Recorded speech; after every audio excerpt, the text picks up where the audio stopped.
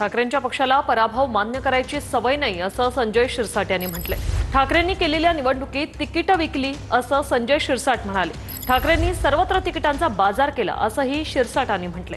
तिकिटांचा बाजार केल्यानेच ठाकरेंच्या पक्षाचा पराभव झाल्याचं शिरसाट म्हणतात। या लोकांना काय पराभव मान्य करायची सवयच नाही। पराभव झाला का कुणाची तरी खापर कुणाची तरी डोक्यावर फोडायचं।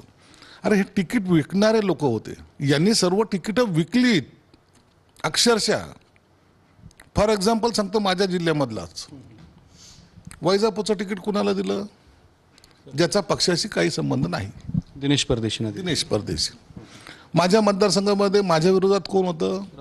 राजू शिंदे। काय पक्षाशी संबंध नाही। तुम्ही आणखीन पाहिलं पैठणला तसंच केलं।